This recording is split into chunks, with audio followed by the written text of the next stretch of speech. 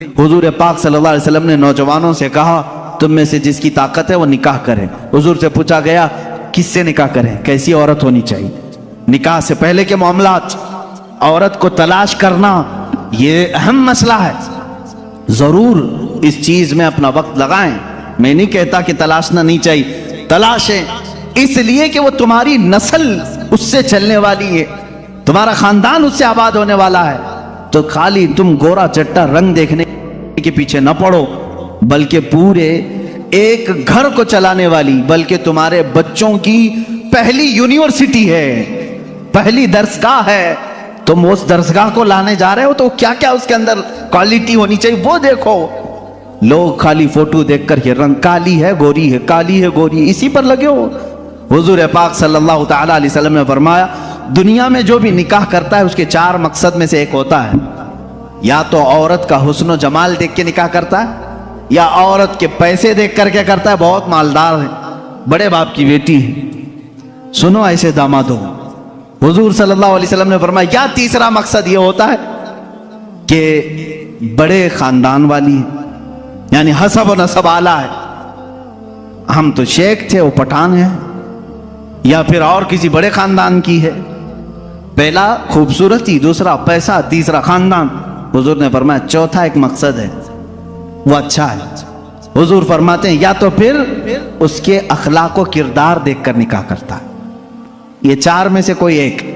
اور رسول کریم صلی اللہ علیہ وسلم نے ہر ایک کا ریزلٹ بھی بتایا۔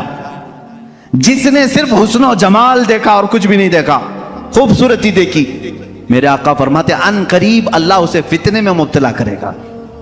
فتنے میں مبتلا کیا؟ وہ خود اپنی بیوی پر شک کرنے لگ جائے گا چند دنوں کے بعد، خوبصورت ہے، پتہ نہیں کون دیکھ رہا ہے میری بیوی کو، ادھر سے چھپاؤ ادھر سے چھپاؤ، اور اگر وہ کہیں نکل گئی تو شک کرنے لگ جائے گا کس سے بات کر کے آئی، کس سے تیرا تعلق ہے، پوری زندگی جہنم بنا کے رکھے، فتنوں میں مبتلا ہو جائے گا۔ میں یہ نہیں کہہ رہا کہ خوبصورت لڑکی سے شادی نہیں کرنا چاہیے، کرو، لیکن اس کے ساتھ جو دیکھنے کا حکم ہے وہ بھی دیکھو۔ خوبصورت عورتیں، خوبصورت لڑکیاں تمہارے لیے نقصان دہ نہیں، اچھی ہیں، لیکن اس کے ساتھ جو دیکھنے کا حکم ہے وہ دیکھنا ضروری۔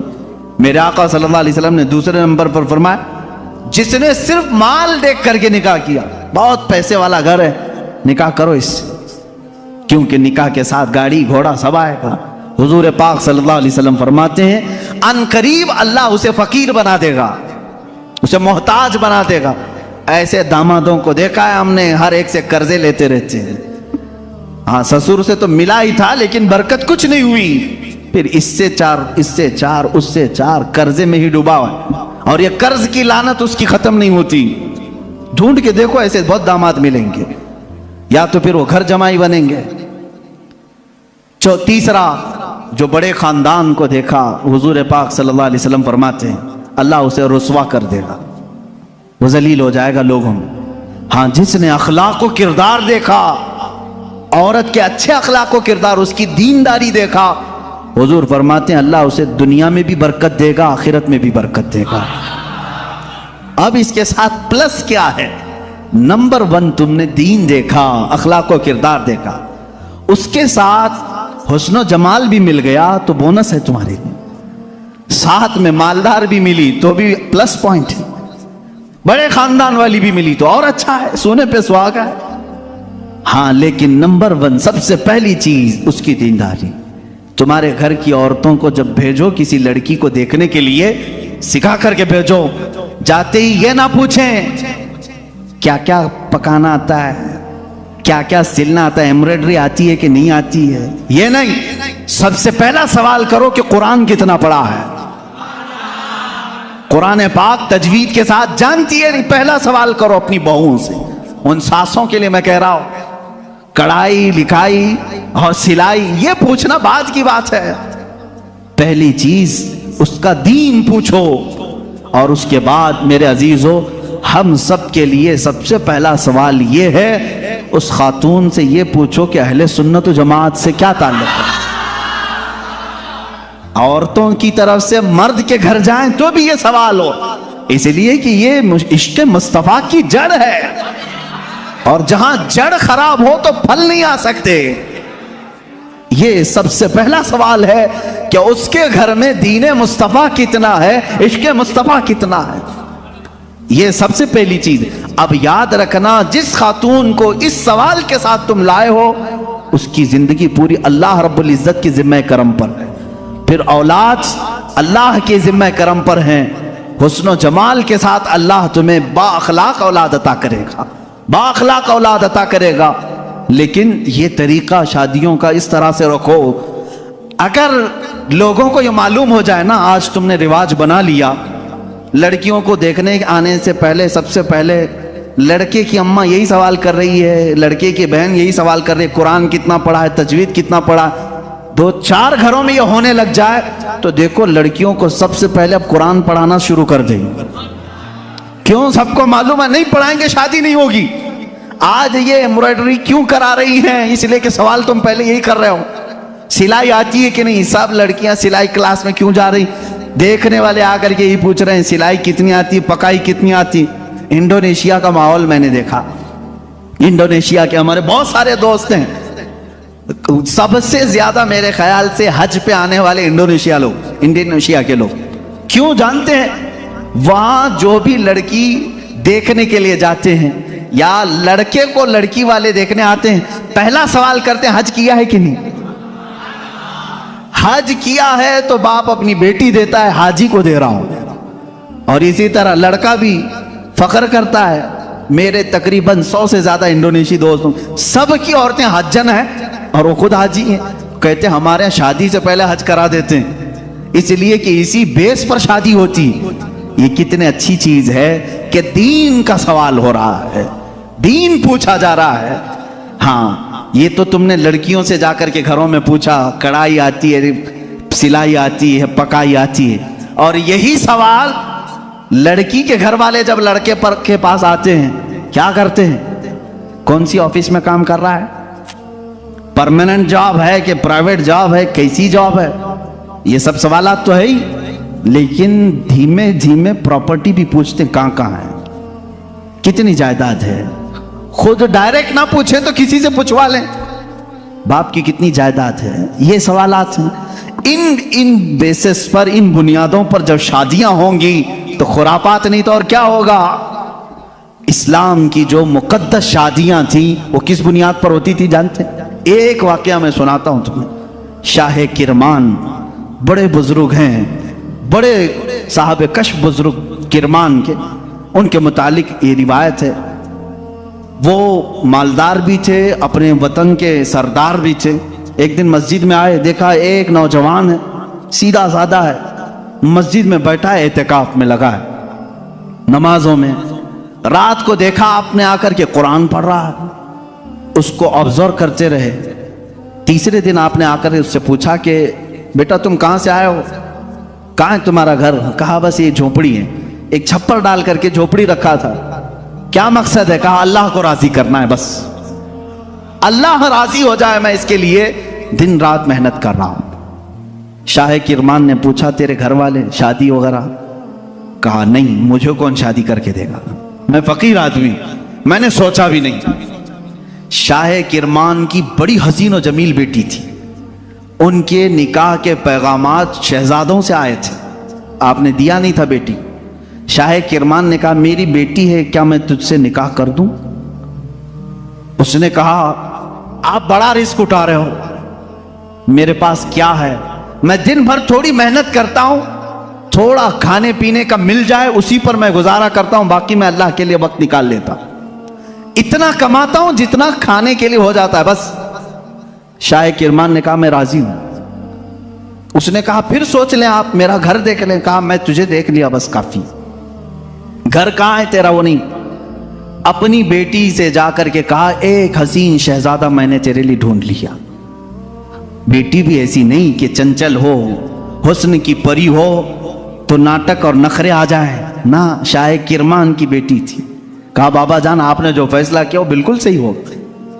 کہاں گھر ہے؟ کہا جھوپڑی میں ہے ایک، بس جو پھڑ لگا کر کے درختوں کے ایک جھوپڑی بنایا ہوا ہے۔ یہ شاہ کرمان کی بیٹی، وقت کے فرما روا وہاں کے سردار اور حاکم کی بیٹی تیار ہے۔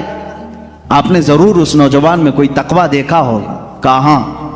مغرب میں آئے, مسجد میں نکاح ہو گیا.